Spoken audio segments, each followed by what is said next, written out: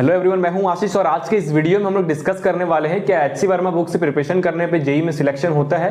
क्या HC Verma book enough है JEE की प्रिपरेशन के लिए? तो देखो, इसका आंसर दो है, हाँ भी हो सकता है और ना भी हो सकता है। डिपेंड करता है आप इसका प्रिपरेशन कैसे कर रहे हो। अगर आपने एचसी वर्मा के एक एक क्वेश्चन और थियरी लाइन बाय लाइन सब कुछ अच्छे से पढ़ा है तो डेफिनेटली आप जेई एडवांस और जेई मेंस के क्वेश्चन को आप ज्यादा अप्रोच कर पाओगे। लेकिन वही अगर आपने थोड़े बहुत क्वेश्चन एचसी वर्मा के सॉल्व किए हैं और आपको ऐसा लगता है कि मैंने एचसी वर्मा थोड़ा बहुत सॉल्व कर लिया तो मैं अच्छा कर पाऊंगा, तो ऐसा नहीं है।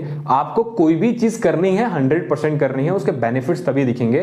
सो जो आप एग्जांपल्स देख रहे हो पीछे, इन एग्जांपल्स को मैं प्रैक्टिकली समझाऊंगा। जो चीज होती है जब आप सॉल्व करोगे तो ये सारी चीजें आपको दिखेंगी। जेई की प्रिपरेशन के लिए एचसी वर्मा बुक इनफ है या नहीं, और है तो कैसे है, और नहीं है तो क्यों नहीं है, इन सारी चीजों के ऊपर बात करेंगे। लेकिन उससे पहले आपको मैं बता दूं कि यहाँ पे एचसी वर्मा सर का मैंने एक फोटो बनाया है, तो आप नीचे कमेंट करके बताना कि ये फोटो कैसा लग रहा है। ठीक है, तो चलो शुरू करते हैं। हमारा फर्स्ट पॉइंट है कंसेप्ट क्लैरिटी। इसका मतलब ये होता है कि अगर आपने कोई भी इक्वेशन, डिराइवेशन, कोई भी कंसेप्ट सीखा है कहीं से भी, थियरी में से, फिजिक्स के बुक में से सीखा है, तो एचसी वर्मा के क्वेश्चंस अगर आप सॉल्व करते हो तो वो चीज वहां पे जितनी अच्छे से नहीं समझ में आती है, वो चीज क्वेश्चन से ज्यादा आप रिलेट कर पाते हो। तो इससे ये पता चलता है कि उस कंसेप्ट के अंदर आपकी क्लैरिटी ज्यादा आ गई है। कैसे? फॉर एग्जाम्पल मैं समझाता हूं।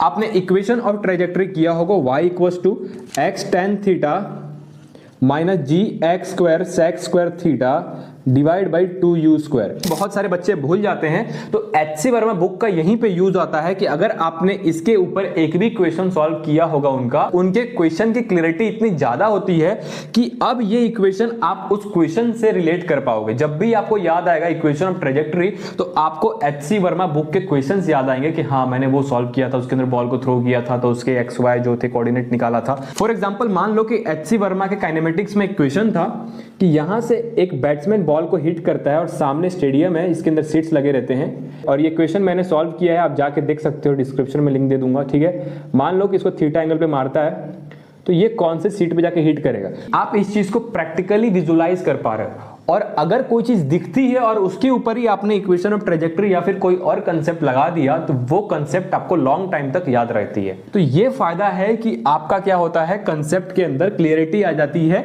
कि y क्या है, x क्या है, tan थीटा क्या है। अगर आप भूल भी जाते हो तो ये वाले एग्जांपल से याद कर लोगे कि इसके अंदर मैंने ये यूज किया था और इसके अंदर x और y क्या था, tan थीटा क्या था। इससे रिलेटेड कोई और क्वेश्चन सॉल्व करोगे ना तो आप इसको जरूर याद करोगे। हमारा नेक्स्ट पॉइंट क्या है, देखो, retain long time concept. Of course अगर आपने कंसेप्ट के अंदर क्लैरिटी बढ़ा दी है तो ऑफकोर्स उसको लॉन्ग टाइम तक दिमाग में रहना ही है। सबसे इंपॉर्टेंट पॉइंट ये है कि अगर आप कोई भी कंसेप्ट सीखते हो तो उसको लॉन्ग टाइम तक कैसे याद रखोगे, क्योंकि अगर एग्जाम में जाते हो तो सब कुछ चीजें वहां पे याद होनी चाहिए, वरना आप क्वेश्चन सॉल्व नहीं कर पाओगे। अगर एग्जाम में जाके आपको इक्वेशंस याद नहीं रहते हैं तो कोई फायदा नहीं है पढ़ने का। ठीक है, हमेशा कंसेप्ट को ऐसे समझो कि वो कंसेप्ट किसी ना किसी चीज से रिलेट करके अपने दिमाग में रख पाओ। अब चीजें ज्यादा क्लियर है, क्योंकि जब भी स्टेडियम के मैचेस देखोगे टीवी पे, आपको याद आएगा कि एचसी वर्मा बुक में हमने ऐसा क्वेश्चन सॉल्व किया था जिसके अंदर हमने इक्वेशन ऑफ ट्रेजेक्टरी का यूज किया था।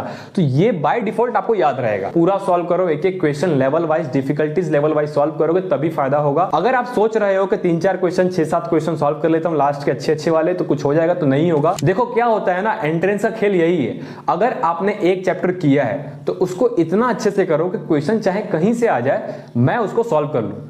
यही एंट्रेंस एग्जाम की सबसे स्पेशल और इंपॉर्टेंट तैयारी है।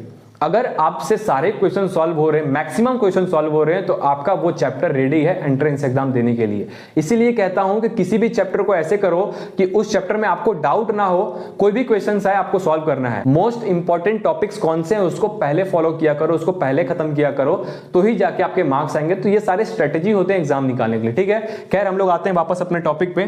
थर्ड पॉइंट है अंडरस्टैंड क्वेश्चंस पैटर्न। आप क्वेश्चन के पैटर्न को समझना शुरू कर जाओगे अगर आप एचसी वर्मा के सारे क्वेश्चन सॉल्व करते हो तो।